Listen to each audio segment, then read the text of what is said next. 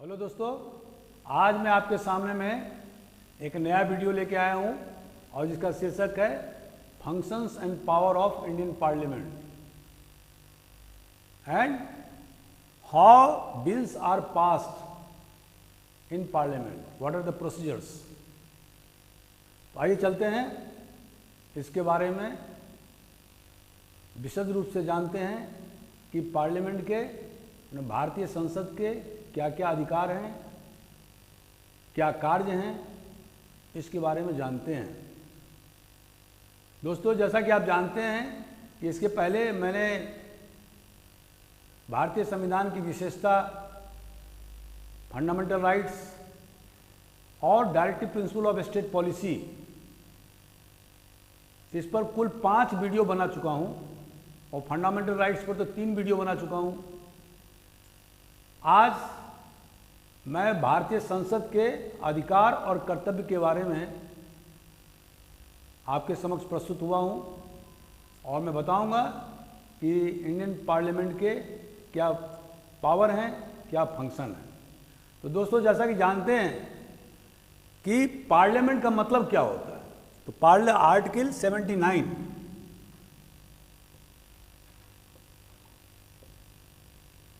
तो दोस्तों आर्टिकल 79 यह व्याख्या करता है कि पार्लियामेंट का अर्थ क्या होता है।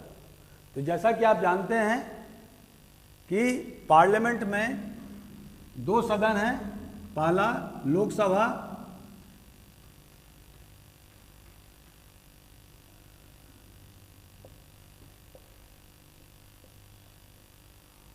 जिसको कि लोअर हाउस कहते हैं, और दूसरा राज्यसभा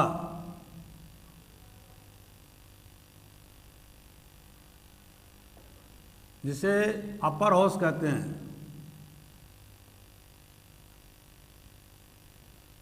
या हाउस ऑफ एल्डर भी कहते हैं।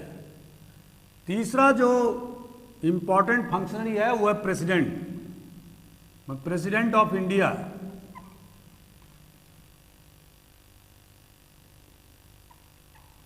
Although he is not a part of parliament, but he is the main functionary of parliament, because no bill passed by parliament can become law until assented by the president of India. तो दोस्तों, इस तरह से हम देखते हैं कि जब हम पार्लियामेंट कहते हैं तो अमूमन बोलचाल की भाषा में लोग 2 सदन ही समझते हैं, लेकिन इसका जो माने है वह है President is also a part and parcel of parliament, although he is not the member of either of the houses. जैसा कि आप जानते हैं कि इंग्लैंड में, जो कि मदर ऑफ डेमोक्रेसी है, वहाँ पर भी 2 हाउस हैं। एक house of Commons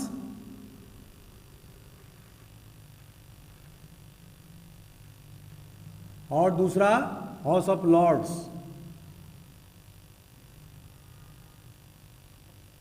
house of Commons का चुनाव सीधे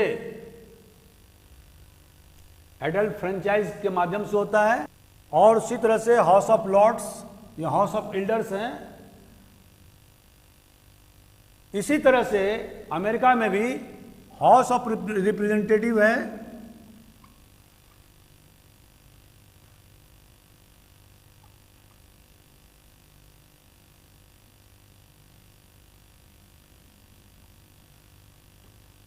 और दूसरा सीनेट।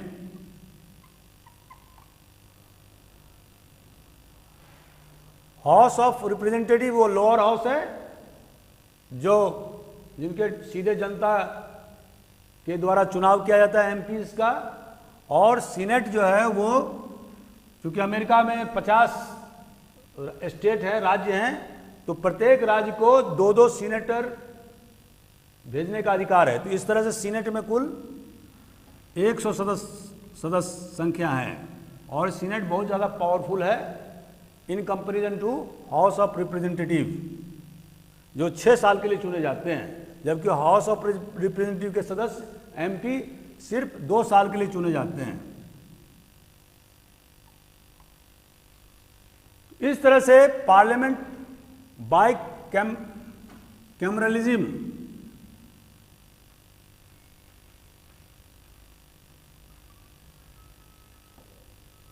की व्यवस्था करता है, मतलब भारतीय संविधान बाय कैमरलिज्म की व्यवस्था करता है, दो सदन की व्यवस्था करता है, और वह अमेरिका और ब्रिटेन की तरह ही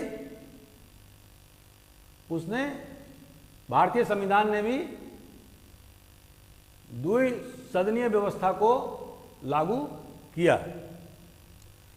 इसकी उत्पत्ति 1919 के एक्ट से शुरुआत होती है और उसके बाद 1935 में इसको और ज़्यादा डेवलप किया गया। तो इस तरह से भारतीय संविधान निर्माताओं ने भी पार्लियामेंट में दो सदन की व्यवस्था रखा और इसी तरह से राज्यों में भी लेजिस्लेटिव असेंबली और लेजिस्लेटिव काउंसिल की व्यवस्था की गई, लेकिन सिर्फ 6 राज्यों में ही लेजिस्लेटिव काउंसिल की व्यवस्था है, बाकी एक सदन की व्यवस्था है राज्यों में।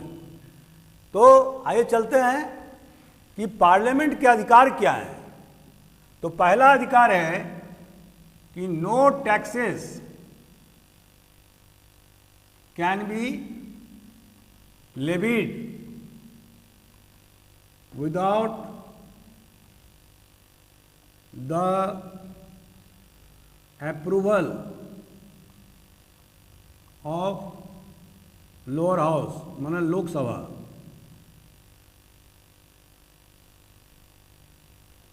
इसके अलावा कोई भी एक पैसा भी खर्चा नहीं किया जा सकता है बिना लोकसभा की स्वीकृति के। तो जो आर्थिक मामला है, in the matter of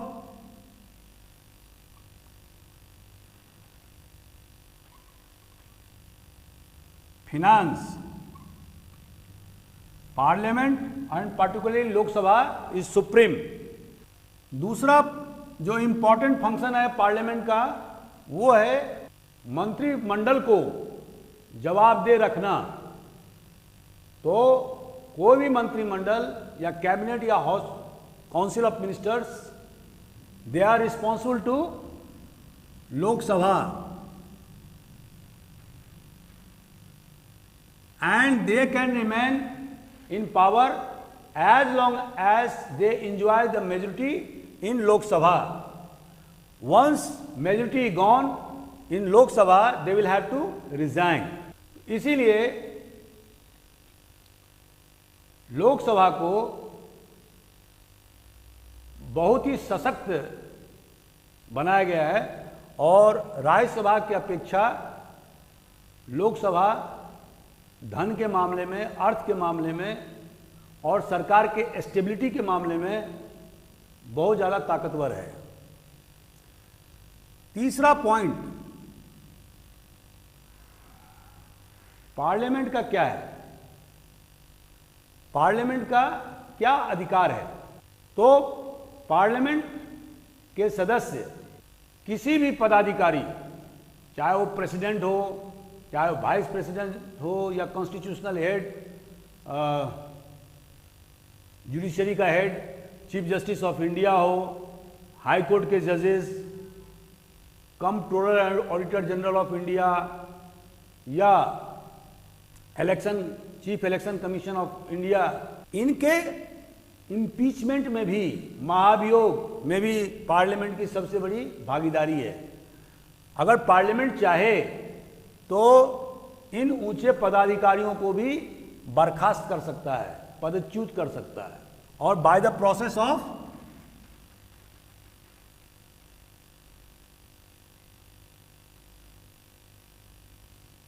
impeachment.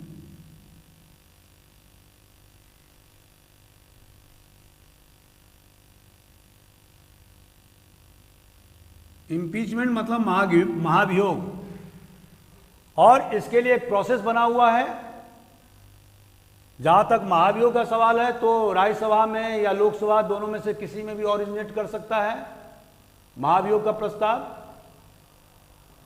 और महाभियोग के प्रस्ताव पारित होने के लिए 2/3 majority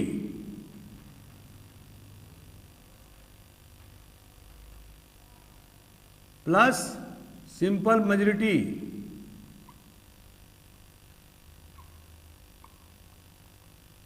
of the house of the each house, प्रत्येक हाउस से ये प्रस्ताव पारित होना जरूरी है। अब दोस्तों, बहुत से स्टूडेंट्स को 2/3 majority and plus simple majority का अर्थ समझ में नहीं आता होगा। इसका अर्थ क्या है? मान लीजिए कि राज्यसभा में सदस्य संख्या अधिकतम 250 है, अभी जो इफेक्टिव स्ट्रेंथ है वो है 245। तो 245 जो इफेक्टिव स्ट्रेंथ है वर्तमान में, इसका आधा भाग कितना होगा?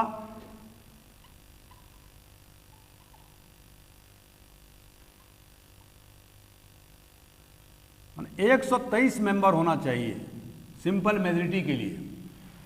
हो सकता है कि जिस दिन यह प्रस्ताव पारित हो रहा हो उस दिन राज्यसभा में मात्र 80 सदस्य हो। तो अगर 2/3 मेजॉरिटी होता है तो 80 सदस्य का 2/3 क्या होगा?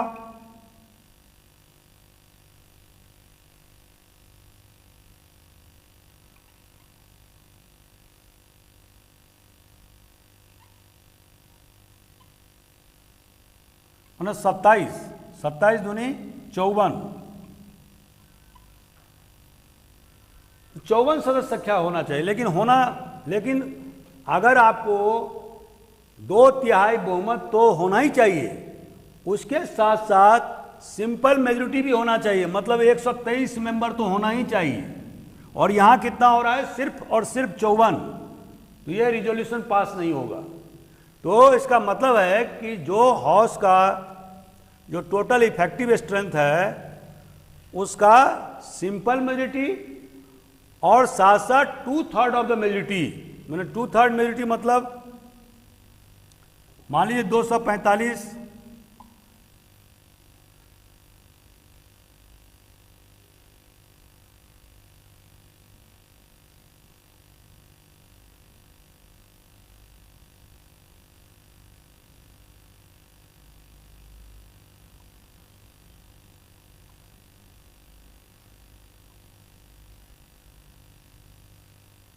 162 सदस्य का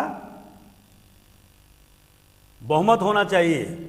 और अगर 162 का नहीं होता है तो फिर भी कम से कम 123 जरूर होना चाहिए, यानी 123 से ऊपर होना चाहिए। तो ये एक दूसरे से लिंकअप है, तभी कोई भी प्रस्ताव पारित होगा। और इसी तरह से लोकसभा में 2/3 मेजॉरिटी प्लस सिंपल मेजॉरिटी दोनों से जब प्रस्ताव पारित होगा तभी वो इम्पीचमेंट प्रोसेस सक्सेसफुल होगा। हेलो दोस्तों, मैं Akhilesh Jha, senior IPS officer. अगर आपको मेरा यह वीडियो अच्छा लगा तो आप इसको लाइक करें, शेयर करें, सब्सक्राइब करें। पूरा वीडियो देखने के लिए आप हमारे ऐप AJIS अकेडमी को डाउनलोड करें, जहां पर आपको हमारे बहुत सारे वीडियोस, टेस्ट सीरीज़ और PDF मिलेंगे। Thank you very much.